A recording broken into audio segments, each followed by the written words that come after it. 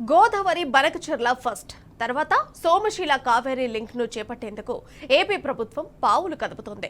ఈ మేరకు కేంద్రానికి ఏపీ సర్కారు కొత్త ప్రతిపాదనలు తెలుస్తుంది. ఏపీ ప్రతిపాదనలకు సూత్రప్రాయంగా కేంద్రం అంగీకారం తెలిపిందంట.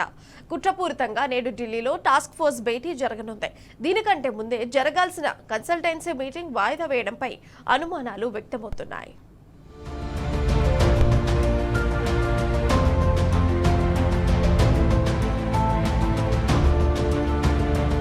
తొలుత గోదావరి బనకచెర్ల ప్రాజెక్టును చేపట్టాలని, ఆ తర్వాత కావేరీ జలాలను తరలించే అవకాశం ఉంటుందని కేంద్రానికి ఆంధ్రప్రదేశ్ ప్రభుత్వం కొత్తగా ప్రతిపాదనలు చేసినట్టు తెలిసింది. అందుకు కేంద్రం సైతం సూత్రప్రాయంగా అంగీకరించినట్టు స్పష్టమవుతున్నది. ఈ నేపథ్యంలోనే నదుల అనుసంధాన ప్రాజెక్టుల టాస్క్ ఫోర్స్ కమిటీ సమావేశాన్ని హడావిడిగా నిర్వహించేందుకు సిద్ధమైనట్లు తెలుస్తున్నది. ఈ సమావేశం గురువారం ఢిల్లీలో జరగనున్నది. నదుల అనుసంధాన ప్రాజెక్టులను ప్రతిష్టాత్మకంగా తీసుకున్న కేంద్ర ప్రభుత్వం తమిళనాడుకు తాగునీటిని తరలించేందుకు Godavari Kaveri inter state river linking ప్రాజెక్టును చేపట్టేందుకు ప్రతిపాదనలు సిద్ధం చేసింది. ఆ ప్రాజెక్టుకు ఆమోదం పొందేందుకు సంబంధిత రాష్ట్రాలైన ఛత్తీస్గఢ్, ఒడిశా, మహారాష్ట్ర, తెలంగాణ, ఆంధ్రప్రదేశ్, కర్ణాటక, తమిళనాడుతో ఇప్పటికే 6 సార్లు సమావేశాలు నిర్వహించింది. సాంకేతిక అంశాలపై చర్చించింది.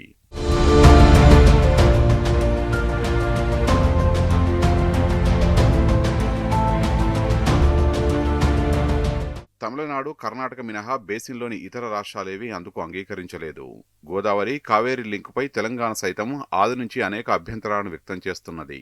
సమ్మక్క సాగర్ నుంచే లింక్ ప్రాజెక్టును చేపట్టాలని, అది 83 FRL పైన వరద సమయంలోనే జలాలను మళ్లించాలని, ఆ విధంగా గోదావరి నుంచి మళ్లించే జలాల్లో 50% వాటా అంటే 74 TMCలను తెలంగాణకే కేటాయించడంతో పాటు ఆ మేరకు నిల్వ సామర్థ్యంతో 2 రిజర్వాయర్లను నిర్మించి ఇవ్వాలని డిమాండ్ చేసింది.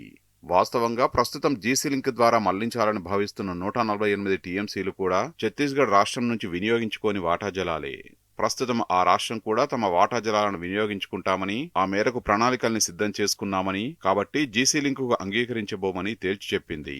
దీంతో జీసీ లింక్ ప్రాజెక్టు ముందుకు పోవడం ప్రశ్నార్థకంగా మారింది. ఈ నేపథ్యంలోనే కేంద్రం, ఏపీ కొత్తగా పావులు కదుపుతున్నాయని తెలుస్తున్నది. కాగా గోదావరి, కావేరీ లింకును పోలవరం నుంచే చేపట్టాలని ఆంధ్రప్రదేశ్ మొదటి నుంచి ప్రతిపాదిస్తూ వస్తున్నది. కేంద్రం తొలుత వ్యతిరేకించినా ప్రస్తుతం అందుకు అంగీకరించినట్టు తెలుస్తున్నది.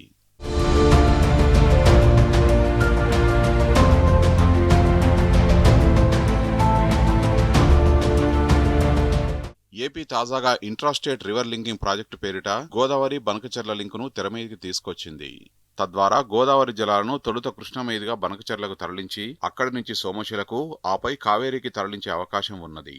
దీంతో ఇటు ఏపీతో పాటు అటు కేంద్ర ప్రభుత్వ లక్ష్యం కూడా నెరవేరనున్నది. ఈ నేపథ్యంలోనే కేంద్రం గోదావరి, కావేరీ లింకు ప్రాజెక్టును పక్కనబెట్టి జీబీ లింకు ప్రాజెక్టుకు మద్దతు తెలిపినట్టు సమాచారం. దీంతో తెర మీదకు గోదావరి, సోమశిల, కావేరీ లింక్ ప్రాజెక్టు వచ్చింది. కేంద్రం సైతం ఏపీ ప్రతిపాదించిన ఇంట్రాస్టేట్ రివర్ లింకింగ్ ప్రాజెక్టు ఆర్థిక సాయం అందిస్తామని బాహాటంగానే ప్రకటించింది. కేంద్రం నుంచి స్పష్టమైన హామీ లభించిన నేపథ్యంలో ఏపీ ప్రభుత్వం జీబీ లింకుపై దూకుడుగా ముందుకు పోతున్నది.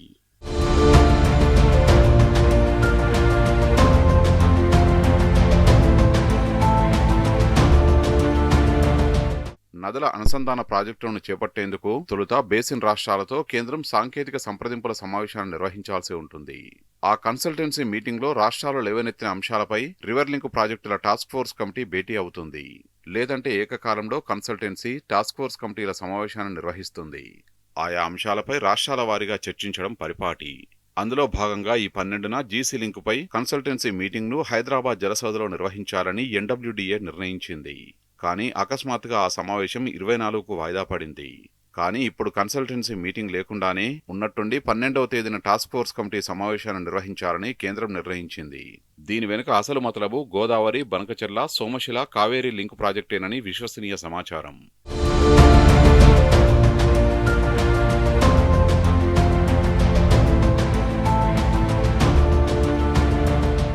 గోదావరి, బనకచెర్ల లింకు ప్రాజెక్టుకు సంబంధించి రూపొందించిన ప్రీ ఫీజబిలిటీ రిపోర్టును ఏపీ ప్రభుత్వం ఇటీవల కేంద్ర జలశక్తి, ఆర్థిక శాఖలకు పంపింది. తాజాగా ఆ రిపోర్టును గోదావరి, కృష్ణా రివర్ బోర్డులతో పాటు పోలవరం ప్రాజెక్టు అథారిటీకి సైతం కేంద్రం పంపింది.